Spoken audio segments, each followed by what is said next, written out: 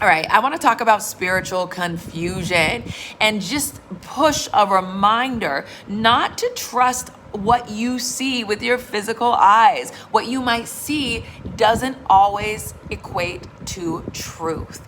And so today's devotional was all about this. It was focused on spiritual confusion, and it started with Matthew 20:22, where it says, "You don't know what you're asking," Jesus said to them.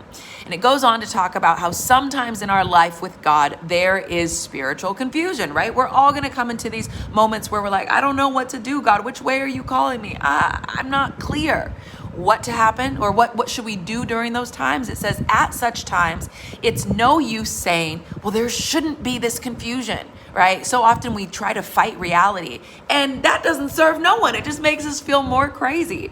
And so instead, it says confusion isn't a question of right or wrong.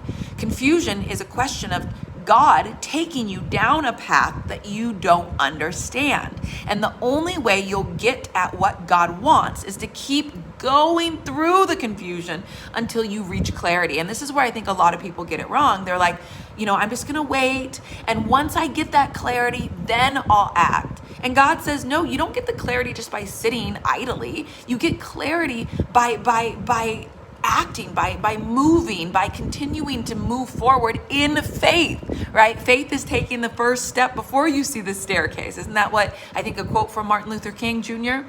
And it's just so true that we have to be in motion. And it's once we're in motion that God can kind of pivot and move us. But like, if God wants to open and close doors, but we're not necessarily moving, we're just stuck, how is that going to shift our direction?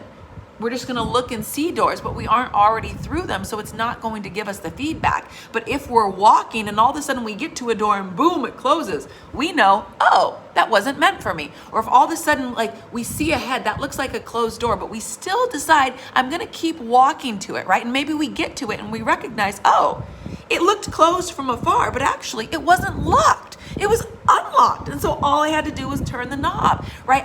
There's so much information that we cannot gather until we are moving forward. And so I just want to encourage you, and I think that's a word for somebody. Confusion isn't about like just figuring things out and then moving, but saying, Lord, how do I trust you? How do I continue to walk in faith? Trusting that as I exercise faith, the clarity will be provided, right? The peace will be given. And that will show me which way to go, because God is a God of peace. And one of the ways that I always know that something's from God is if it's preceded by peace. So know that, trust it, walk in